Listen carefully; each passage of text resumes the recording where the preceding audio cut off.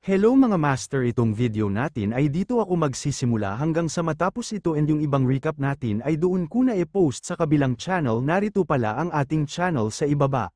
Mag-uumpisa ang kwento sa isang dambuhalang portal sa kalawakan. Isang spaceship ang unti-unting lumalapit dito, tila hinihila ng isang puwersang hindi maipaliwanag. Ang mundong tinatawag na Cultivation World of Games ay bigla na lamang dumating. Walang sino man ang nakakaalam kung paano, bakit o kung sino ang nasa likod ng paglitaw na ito. Ang tanging malinaw, isang bagong yugto ng kaguluhan at digmaan ang magsisimula. Players, ang dumating sa Cultivation World, hindi sila ordinaryong nilalang. Dala nila ang teknolohiya ng kanilang mundo at ang kapangyarihan ng cultivation na maaari nilang paunlarin habang pumapatay ng mga halimaw. Ngunit higit pa roon, ang mga gantimpala, ang mga loot na nakukuha nila rito ay maaaring maiuwi sa tunay na mundo. Sa isang iglap, ang Cultivation World ay naging larangan ng laban at kasakiman, isang lugar kung saan ang sinuman ay maaaring maging bayani, manghuhuthot o hari, depende kung gaano kalalim ang kanilang lakas at kapangyarihan. Hanggang isang araw dumating ang sakuna, isang dambuhalang kawan ng mga halimaw ang bumagsak mula sa Cultivation World papunta sa tunay na mundo. Mula noon, ang Royal City ng sangkatauhan ay naging sentro ng kaguluhan at labanan. Simula nang unang lumitaw ang mga halimaw sa realidad, biglang nagpakawala ng nakakasilaw na laser mula sa mga mata ang halimaw, at ayon sa takbo ng kwento, sa gitna ng kawalan ng pag-asa, nagsimulang pumutok ang mga halimaw mula sa mismong mundo ng laro. Dahan-daang binasag ang hangganan at tuluyang sumalakay sa ating realidad, at doon nagsimula ang tunay na bangungot. The Day of Judgment came. At dumating na nga ang simula ng walang katapusang digmaan sa pagitan ng mga halimaw at ng sangkatauhan. Isa-isa nang bumagsak ang mga lungsod. Umalingaw-ngaw ang nakakabinging hiyaw ng demonyo sa isang iglap. Nag-iba ang buong lungsod, ipinaabot sa lahat na kahit ang pinakamahuhusay na mandirigma at mga dakilang guro ng bayan ay hindi nagawang hadlangan ang dambuhalang hukbo ng mga halimaw. Paulit-ulit silang namamatay, umatras at muling nakikipaglaban habang dumarami pa ang kaaway. Sa gitna ng kaguluhan, may isang lalaki ang sumisigaw na tuluyan ng mawawasak ang lungsod, at kung magpapatuloy ito, mawawala ang buong lahi ng tao. At noon lamang, sa pinakamatinding sandali ng kawalan ng pag-asa, ipinahayag ang pagdating ng dakilang espadachim. Nagulat ang lahat ng tao nang biglang lumitaw sa kanilang harapan ang dambuhalang kuko ng isang demonyo. Umatungal ito ng ubod lakas, ang tinaguri ang Ultimate Demon Lord. Sa sobrang laki nito, para lamang mga langgam ang mga tao, at ang mga gusali ay tila mga puno lamang sa paningin ng halimaw. Bawat yapak ng Demon Lord ay nag-iiwan ng matitinding pagsabog na tila yumanig sa buong lungsod. Isang lalaki ang biglang hamarang sa malalakas na pag-atake ng halimaw. Tumindig siya ng buong tapang habang nakatingin sa dambuhalang nilalang. Napamura siya sa kaba, ngunit buong lakas loob na nagsalita. Sa wakas, dumating na ang Ultimate Demon Lord.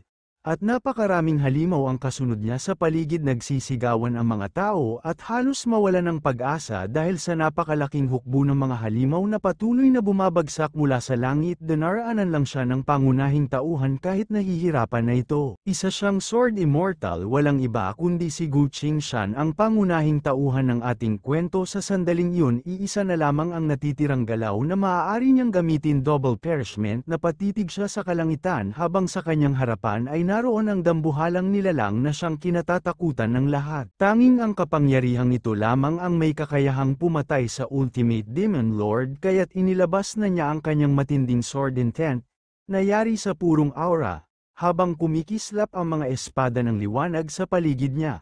Taimtim siyang nagdasal na matapos na ang digmaang ito. Sumigaw ang isang lalaki habang hawak ang dambuhalang espada. Ginoong Go, kapag ginamit mo ang Double Perishment, mapapatay ka rin, at ikaw na lang ang nag-iisang pag-asa ng sangkatauhan. Gayunpaman, walang atrasan kay Gu Qingshan. Wala na tayong ibang pagpipilian, tanging ang espada na ito ang makakagupit sa sumpang ito. Bawat hampas ng kanyang espada ay agad na pumapatay sa mga halimaw na humahadlang sa daraanan. Bagaman binalaan na siya ng binata kanina, Ipinagpatuloy pa rin ni Gu Qingshan ang kanyang pag-atake, sinagupa niya ng buong tapang ang Ultimate Demon Lord na biglang umatungal ng ubod lakas upang takutin ang ating bida, ngunit hindi natinag si Gu Qingshan, sa halip lalo pa niyang pinating ang kanyang lakas at sabay-sabay niyang pinalipad ang 100 espada na nagningning sa gitna ng labanan. Kahit na nanigas sa yelo ang mga tao, pinilit pa rin nilang magsalita, "Mr. Gu, pakiusap, hayaan mong gamitin namin ang natitira naming lakas espiritual para tulungan ka, na sa iyong mga kamay ang lahat Mr. Gu." Bagaman hirap na sila at kahit na hindi na nila maigalaw ang kanilang katawan dahil sa matinding pagyeyelo, handa pa rin sana silang magsakripisyo, ngunit sa kalagayan nila ngayon wala silang magawa kundi ilaan ang kanilang pag-asa kay Gu Qingshan. Kahit batid na ni Gu Qingshan ang magiging kahinatnan, hindi siya umatras, pinagpatuloy niya ang sinimulan, sapagkat sa araw na ito dito na magwawakas ang Demon Lord sa kanyang puso. Taimtim niyang hiniling na sana ay hindi na maulit pa ang ganitong digmaan sa mga susunod na henerasyon. Kasabay nito agad niyang ginamit ang kanyang clone technique. Dumami ang kanyang mga anino, kada kopya ay tangin ng parehong diwa ng espada. Sabay-sabay sumigaw si Gu Qingshan, "Mula ngayon wala nang halimaw, ito na ang simula ng bagong yugto para sa sangkatauhan." Mabilis na bumulusok si Gu Qingshan mula sa kalangitan. Lahat ng kanyang kopya ay nakahanay parang hukbo ng mga espada na bumaba mula sa langit. Sa kabilang panig, ibinuka ng Ultimate Demon Lord ang napakalaking bibig nito, tila kayang lamasin ang buong mundo sa isang hinga, at sinalubong ng buo ang pag-atake ng ating bida.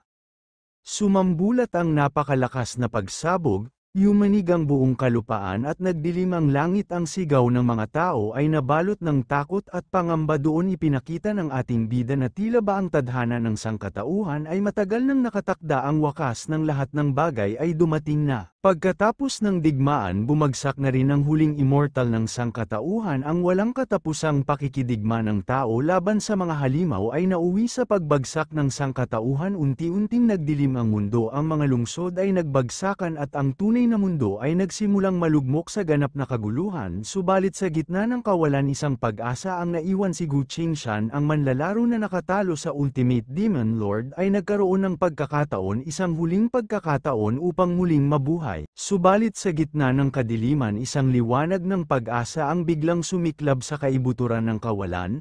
May ninggas na hindi kayang apulain kahit ng kamatayan. Habang abala pa ang dalawang nilalang sa pagliligpit ng mga bangkay ng tao, biglang nagsalita ang isa, "Commander, bakit ba tayo narito sa Deadman Pit sa ganitong oras ng gabi? Paano kung may makasalubong tayong mga halimaw?" Sumagot ang isa na malamig ang tinig, "Tingnan natin kung may mga isda pang nakaligtas sa lambat." Masayang-masaya ang isa habang hawak-hawak ang espada. Nagyayabang pa sa kasama ang daming magagandang bagay sa mga bangkay na to. "Hayaang ipakita ko sa iyo." Samantala, ang kasama naman ay may hawak na apoy para magsilbing ilaw.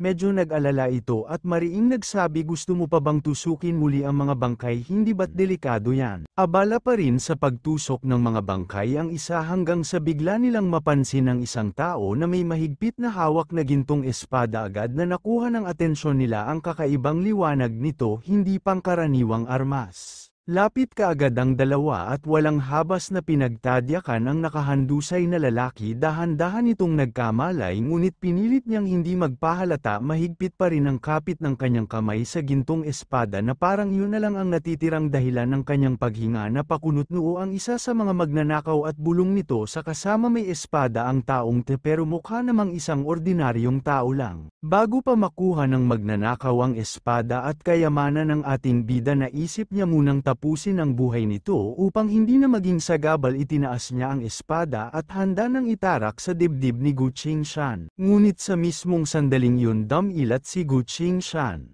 Sa isang iglap, winasiwas niya ang sariling espada sa kabutihang palad. Nasalag niya ang paparating na atake at tumalsik paitaas ang espada ng kaaway na paurong, at napatulala ang magnanakaw, hindi makapaniwala paano siya nabuhay. Unti-unting tumindig si Gu Qingshan. Ramdam niya ang malamig na hangin na pumapawi sa paligid at agad niyang napansin ang malaking pagbabago sa panahon at kapaligiran. Gayunpaman, hindi muna niya inisip ang misteryong ito. Ang mahalaga ay harapin ang nasa harapan harapan niya. Mabilis siyang sumugod at bago pa makarecover ang magnanakaw, isang malakas na bigwas ng espada ang tumapos dito na baon ng malalim ang sandata ni Gu Qingshan sa katawan ng kanyang kalaban. Habang dahan-daang dumidilim ang paningin ng kaaway, natigilan ng kasamahan nitong commander ang lalaking inaakala nilang patay na ay muling nabuhay at sa unang galaw pa lamang ay nagpakita ng nakamamatay na kapangyarihan. Mahina pa ang katawan ni Gu Qingshan, halos nanginginig.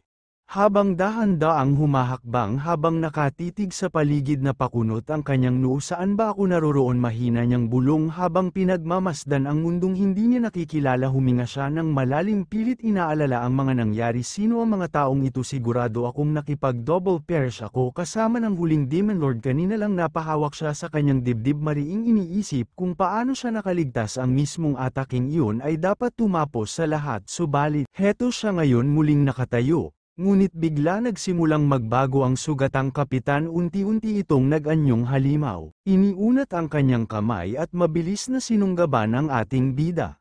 Itinapon si Gu Qingshan pabagsak sa lupa sa kanyang harapan. Isang dambuhalang vampirong asong gubat ang nakatayo, nakangisi at handang lamapa. Sa sobrang pagkataranta, iniunat ng ating bida ang kanyang kamay at nakapa ang isang buto. Walang pag-aalinlangan itinarak niya ito sa tagiliran ng halimaw.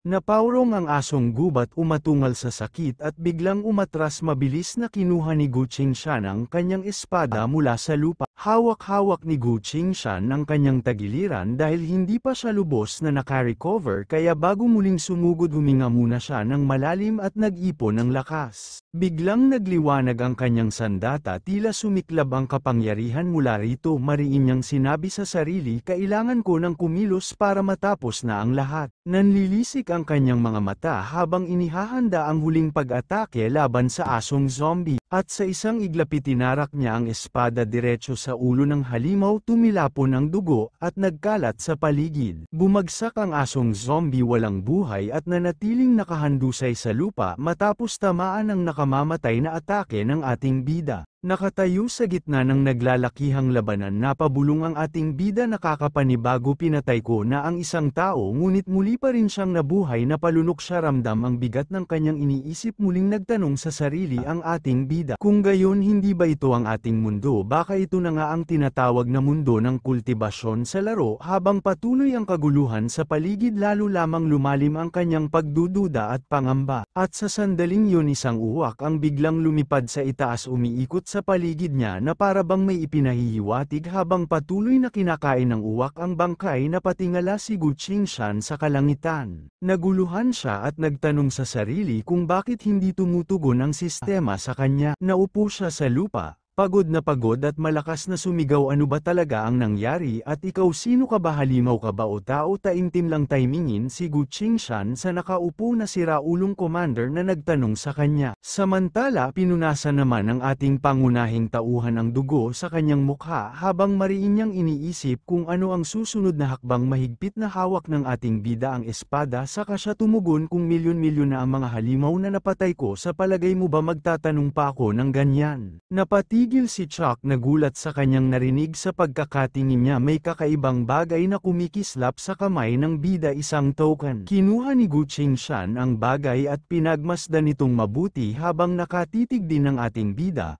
Marahan siyang bumigkas, hindi ito basta ordinaryong gamit, mula ito sa isang sekta ng kultibasyon at kung hindi ako nagkakamali, luma na ang disenyo nitong nakaukit.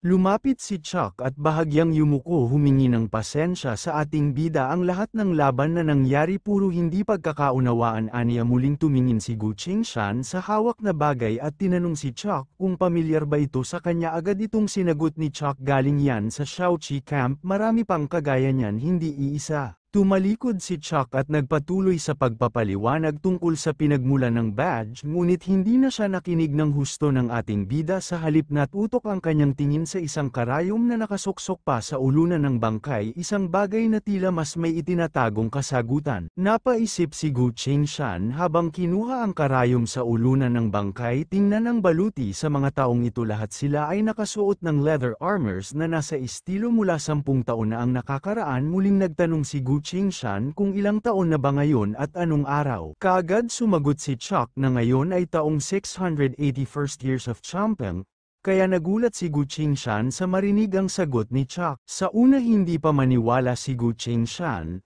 pero noong naproseso niya ang lahat, agad na siyang pinagpawisan at hindi makapaniwala na nakabalik siya sa nakaraan sa 681st years of Champeng. Naalala ni Gu Qingshan ang lahat ang taong 681 ng Champeng, 10 taon bago pa nailunsad ang Cultivation World sa laro. Isang notification ang biglang lumitaw sa harapan ni Gu Qingshan. Kinilala ng Diyos ng Digmaan ang iyong determinasyon, autoridad na kamit-daan ng Diyos ng Digmaan. Ang kasalukuyang oras ay itinakda bilang huling taon ng Chengping na verify ang paghihiwalay ng daloy ng oras mula sa spacetime continuum. Resulta sunod-sunod na paglabas mula sa paparating na kapahamakan.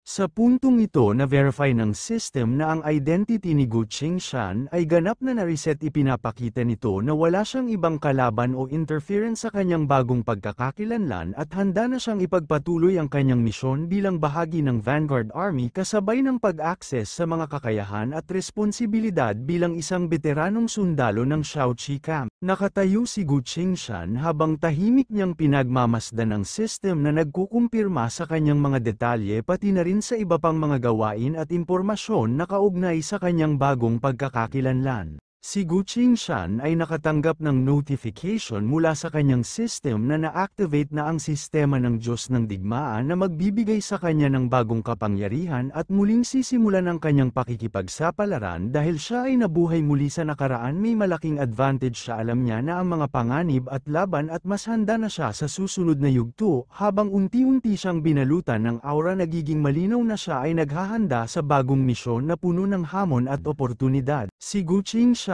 ay nakatanggap ng palayaw na God of War system kaya hindi niya maiwasang magtaka kung bakit ito ipinakabit sa kanyang sariling buhay. Sabihin may misteryosong dahilan o layunin ng sistemang ito sa kanya, posibleng may kaugnayan sa kapangyarihang ibinibigay nito o sa misyon na kailangang tapusin ni Gu Qingshan. Ang pagkakaroon ng ganitong sistema ay nagdudulot ng halo-halong damdamin, pagtataka, kuryosidad at sabik na paghahanda sa mga hamon na darating. Tumatakbo ang unggoy na kulay lila. Hinahabol ang isa sa mga kasama ng ating bida na halatang humihingi ng tulong dahil ilang pulgada na lang ang pagitan nila sa mabilis at mapanganib na unggoy. Naghanda si Gu Qingshan upang sagupain ang unggoy. Sabay-sabay niyang sinabi sa kasama na huwag mag-alala dahil para sa kanya normal na lamang ang mga halimaw. Gayunpaman nang tusukin na sana ni Gu Qingshan ang unggoy, bigla itong umatake kaya walang silbi ang kanyang pag-atake. Hinawi lang ito ng unggoy na para bang wala itong kahinaan. Tumilapon si Gu Qingshan ng malayo kahit pa ginamit niya ang kanyang sword skills, ngunit ganoon pa rin kalakas ang unggoy matapos tamaan ng kanyang atake. Walang pag-asa na manalo gamit lang ang diretso at simpleng atake. Depende na lang ako sa aking karanasan, wika ni Gu Qingshan. Pasugod na ulit ang unggoy at habang naglilisik ang mga mata nito sa gigil, halos mamatay na ang ating bida. Gayunpaman naalala ni Gu Qingshan ang isang mahalagang punto: kung tamaan ng unggoy direkta sa vital point agad itong mamamatay, kaya't hindi na siya nag-aksaya ng oras at tinusok agad ang halimaw. Sa isang iglap na wala ng buhay ang unggoy matapos tamaan sa pinakatagong bahagi ng katawan. Hinablat naman ni Gu Qingshan ang espadang nakatarak dito at bigla itong nagliwanag nang mahawakan niya muli. Hinati pa sa dalawa ni Gu Qingshan ang katawan ng unggoy upang hindi na ito muling makabawi. Naiwan ang bangkay ng unggoy sa sahig, naliligo sa sarili nitong dugo. Mukhang bumagsak na ang teritoryong ito ng tao. Unti-unti nang dumarating ang mga halimaw na naaakit sa amoy ng dugo mula sa hukay ng mga napatay. Ramdam ni Gu Qingshan ang paparating na panganib. Alam niyang hindi na siya maaaring magtagal pa roon. Nagkalat ang napakaraming halimaw sa paligid. Isa na rito ang may matulis na sungay sa noo. Ang katawan ay kahawig ng daga, ngunit ang mukha ay tila mukha ng isang kakilala o kaibigan. Mas marami pa ang mga halimaw na dumating ngayon, mahirap na ngang patayin ang isa ngayon, isang buong kawan pa ang kaharap ko, walang paraan para makayanan ko silang lahat. Tinawag ni Gu Qingshan ang kasama niya at nagtanong may malapit bang mananakop rito. Sumagot ang kasama, may mga barracks roon na may mahikang pagtatakip hindi kalayuan. Nag-uunahan sina Gu Qingshan at ang kasama niya habang tumatakbo ng buong bilis dahil alam nilang kung sino ang unang makarating sa barracks ay siya lamang ang may tsansang mabuhay. Sa kanilang likuran humahabol ang mga halimaw at sa bawat bagsak ng mga paa nito'y nagtatalsikan ang tubig at lupa. Naunang makapasok ang kasama ni Gu Qingshan sa isang portal, samantalang si Gu Qingshan ay sandaling lumingon pa sa likuran. Pinagmamasdan ang naglalakihang alon ng mga halimaw na paparating, hinailan na lamang siya ng kanyang kasama papasok dahil kailangang magmadali. Pagpasok nila sa barracks, agad silang nawala sa paningin at kahit anong paghahanap ng mga halimaw sa paligid at sa kakahuyan hindi nila natagpuan ang dalawa. Pagkapasok ni Gu Qingshan at ng kanyang kasama sa barracks, agad itong nabalutan ng isang makapal na shield na tila ba hindi matitinag ng kahit anong atake mula sa labas. Sa loob ay napansin nila ang iba't ibang kagamitan, pandigma, mga palaso, espada at iba pang sandatang sadyang ginawa upang ipagtanggol ang lugar laban sa mga halimaw. Hingal na hingal ang kasama ni Gu Qingshan habang ipinaliwanag niya na ang barracks na kanilang pinasukan ay nag-iisang ligtas na lugar sa paligid, puno ito ng consoling magic na sadyang dinisenyo upang itaboy at lituhin ang mga halimaw, kaya't hindi nila magagawang makapasok. Nang marinig ito ni Gu Qingshan, agad nagaman ang kanyang pakiramdam. Sa wakas nakahanap sila ng lugar kung saan maaari silang huminga at makapagpahinga kahit saglit lamang, mula sa walang tigil na panganib sa labas. Pagkapasok nila sa kampo, naramdaman ni Gu Qingshan ang panginginig ng magic formation. Natakot siya baka hindi ito magtagal. Nang marinig yun ni Chuck, agad siyang kinabahan at nagtanong kung ano ang ibig sabihin noon. Ipinaliwanag ni Gu Qingshan na kung mayroong mga spirit stone, mas tatagal pa ang protection ng formation. Tumalikod muna ang kasamahan ng ating bida at agad nagsabi na hahanapin niya muna ang karagdagang spirit stone upang madagdagan ang protection nila roon. Tumingin lamang sa kanya ang ating bida at sumang-ayon sa kanyang mungkahi. Malinaw na namatay ako kasabay ng huling Demon Lord kanina lang, hindi pala kanina kundi sa aking nakaraang buhay ko. Inakala ng mga tao na ang mundong ito ng cultivation ay isa lamang virtual na laro. Ngunit nagbago ang lahat. Ang mundong akala'y isang virtual na laro ay tuluyang nagkahugis sa realidad at ngayong nahaharap siya sa katotohanan yun, napako ang kanyang mga mata sa mga sandatang nakahanay doon. Niya naisip ito na marahil ang tanging landas na dapat niyang tahakin. Hanggang sa tuluyang sinalakay ng mga halimaw ang kasalukuyang mundo, noon lamang natin nalaman na ang mundo ng paglilinang ay totoo at tunay na umiiral. Ngunit huli na ang lahat, dumating na ang wakas at winasak ng mga halimaw ang sangkatauhan. Batay sa mga alaala ng ating bida ngayon ay malinaw sa kanya ang katotohanang siya ay muling isinilang sa mundo ng cultivation 10 taon bago ang kasalukuyan. Nangangahulugan ito na may pagkakataon pa siyang pigilan ang paglipol ng sangkatauhan, ngunit sa ngayon ang tanging mahalaga ay makahanap siya ng paraan upang mabuhay. Noong pinaslang ko ang halimaw, napagtanto kong hindi sapat ang aking kakayahan sa espada. Kung mananatili itong ganito, tiyak na hindi ako magtatagal. Kailangan kong maging mas malakas. Agad na naalala ng ating bida na mayroon pala siyang sistema na tinaguri ang God of War. Sa sandaling iyon napagtanto niya na ito lamang ang kanyang sandata upang manatiling buhay sa kasalukuyang sitwasyon. System Notification. Pangalan: Gu Qingshan, kapangyarihan ng kaluluwa. 45 kasalukuyang pagkakakilanlan, sundalo ng Shaoqi Camp, antas ng paglilinang first stage ng Qi condensation. Mga kakayahan: wala impormasyon, maaaring makakuha ng soul power sa pamamagitan ng pagpatay ng mga nabubuhay na organismo. Kung mas mataas ang cultivation ng kalaban, mas mataas ang soul power na maaaring makuha. Kinakailangang mak-alcom ng sapat na soul power upang umangat sa susunod na antas na update. Nakapatay ang host ng dalawang halimaw, nakakuha ng dagdag 4 soul power. Si Gu Qingshan ay muling isinilang, ngunit nasa pinakamahina siyang antas ng cultivation first stage ng Qi condensation. Ramdam niya ang malaking pagkakaiba mula sa kanyang nakaraang buhay bilang makapangyarihan, kaya't alam niyang wala siyang laban sa mas malalakas na nilalang. Gayunpaman, Determinado siyang magsimula muli at gamitin ang God of War system bilang susi sa kanyang muling pag-angat at para mabuhay. Matagumpay na na-activate ang screen ng War God Operation. Nais mo bang i-activate ang unang function?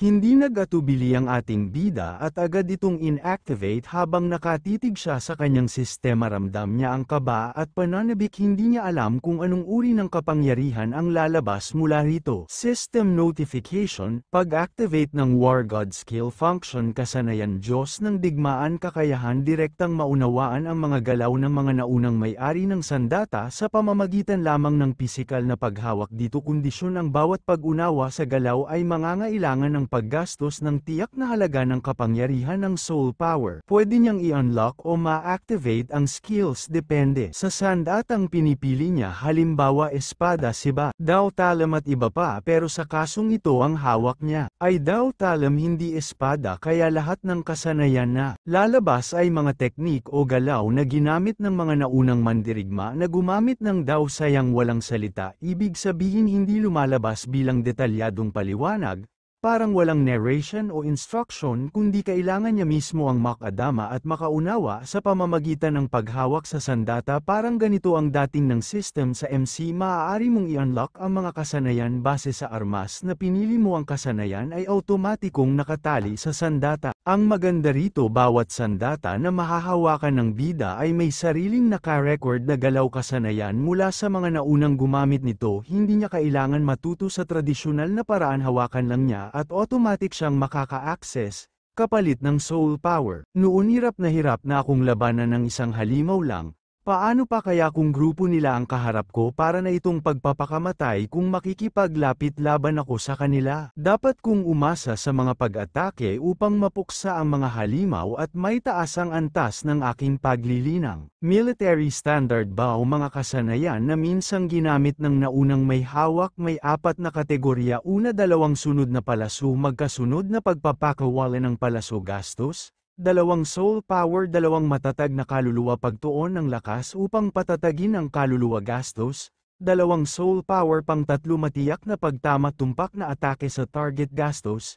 4 na soul power, 4 sabay-sabay na paglipad ng mga palaso, bugso ng maraming palaso ng minsanan gastos. 6 na soul power. Ang kasanayang 2 swallow na sabay na lumilipad ay tila napakalakas, ngunit ang dami ng kapangyarihan ng kaluluwa na kailangang gastusin ay higit pa sa kasalukuyan kong limitasyon, kaya't pipiliin ko na lamang na unawain muna ang stabilized soul at magkasunod na pagbaril. Kaagad pinili ng ating bida ang stabilizer arrow. Sa mismong sandali ng pagpili, isang liwanag ang sumiklab at ang kasanayan ay agad na dumikit sa kanyang katawan. Binalutan siya ng mga kumikislap na sigil at iba't ibang mantra na unti-unting lumubog sa kanyang balat. Ramdam kaagad ni Gu Qingshan ang bigat at lakas ng bagong kapangyarihang bumabalot sa kanya. Ang mga kasanayan sa Bao parang biglang pumasok sa utak ko. Para bang matagal ko na silang alam. Tahimik na bulong ni Gu Qingshan habang mahigpit na hawak ang busog. Humugat siya ng isang palaso, dahan-dahan itong isinaksak at mariing huminga. Ngayon, nais niyang subukan kung ano talaga ang kakayahan ng stabilizer arrow. Habang inaangat niya ang busog at inaasinta ang target, dama niya ang kakaibang katahimikan na damaloy sa kanyang kalamnan at mga ugat, para bang mismong katawan niya ay nakahanay sa palaso. Nang pakawala ni Gu Qingshan ang palaso, diretso itong tumama sa baging na kanyang tinarget, ngunit hindi lang iisa ang lumipad. 3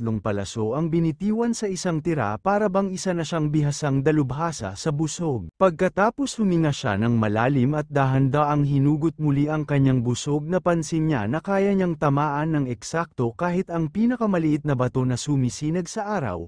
Sobrang tumpak at malinaw ang bawat tira, ngunit ramdam din niya na ang kasanayang ito ay nangangailangan ng malaking konsumo ng kapangyarihan. Ngayon ay nais subukan ng ating bida kung paano ito gagamitin ng wasto. Nagpasya siyang mag-eksperimento at gumamit lamang ng kaunting spirit energy upang makita kung gaano nga ba katumpak ang kanyang bagong kakayahan. Hinugot niya ang kanyang busog at maingat na nag-asinta sa mismong sandali ng pagpapakawala. 3 palaso ang sabay-sabay na lumipad mula sa kanyang kamay kaagad itong binalutan ng maningning na dilaw na liwanag habang diretsyong tumatama patungo sa tatlong baging sa unahan. Sa pagbuga ng usok, tatlong baging ang agad na naputol at tuluyang nawala ng itaas na bahagi. Ang pinagsamang lakas ng patatagin at sunod-sunod na pagbaril ay tunay na hindi basta-basta. Malinaw na ang kapangyarihan ng dalawang galaw na ito ay hindi mahina. Mukhang posible na umasa sa mga kakayahan ng sistemang ito ng Diyos ng digmaan para mapatay ang mga mababang antas na halimaw bulong ng ating bida sa sarili. Dahan-dahan unti-unti na niyang nauunawaan ang tunay na potensyal ng sistemang ito at balang araw,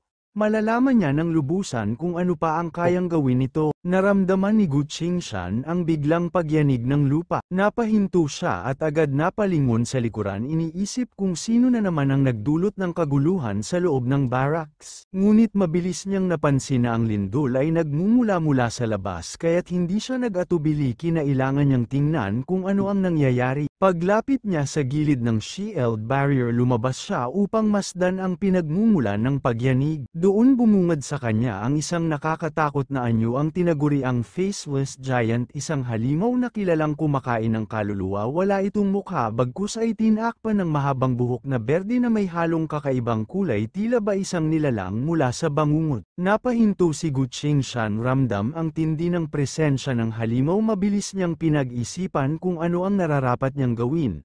Ngunit wala nang sapat na oras. Sa isang iglap tinadyakan ng higanteng halimaw ang harapan ng barracks. Umalingaw-ngaw ang malakas na boom at nayanig ang buong loob ng kanlungan. Naglalakad lamang ang faceless giant, mabigat ang bawat hakbang, para bang isa itong bulag na nilalang na walang nakikita sa kanyang paligid. Gayunman, kahit wala itong mata, malinaw na dama nito ang lahat ng bagay sa paligid, ang bawat galaw, ang bawat hininga, maging ang presensya ng mga buhay na nilalang sa laki nito. Ang barracks na pinagkukublihan ni Gu Qingshan ay para lamang isang langgam na maaaring durugin anumang oras. Bawat tapak ng halimaw ay nagpapayanig sa lupa, halos bumibigay ang shield barrier sa tindi ng pressure. Agad na naalala ni Gu Qingshan ang unang pagkakataon na lumitaw ang ganitong uri ng halimaw ay noong taon na unang pumasok ang mga tao sa mundo ng paglilinang. Noon walang nakaligtas sa kanilang pag-atake. Napakunot ang noo ng ating bida. Bakit ito lumitaw ng mas maaga kaysa sa dapat? Sa huli, bulong niya, dama ang malamig na kaba sa kanyang dibdib. Nagtaka ang kasama ni Gu Qingshan dahil ngayon lang siya nakakita ng ganoong higanti. Sabi naman ni Gu Qingshan, ito ay isang halimaw ng nascent soul stage, ang faceless giant. Napatanong tuloy ang ating bida sa sarili kung lumitaw ito ng umaga. Napilitan itong baguhin ang timeline. Sumigaw si Chuck sa takot nang makita ang paparating na higanti. Natatakot siyang mawala silang dalawa ni Gu Qingshan. Pinakalma naman siya ni Gu Qingshan, huwag kang matakot, naglalakad lang yan na parang bulag. Pero dahil sa sobrang takot ni Chuck, nagtilamsikan ang mga spirit stone mula sa kamay na hawak niya. Malapit ng tapakan ng giant faceless ang barracks na pinagtataguan nila, pero kalmado pa rin si Gu Qingshan na para bang karaniwan na lang ito sa kanya. Sa kabutihang palad, lumagpas lang ang yapak ng halimaw at doon sa unahan nito tumapak, kaya nakahinga ng maluwag si Chuck.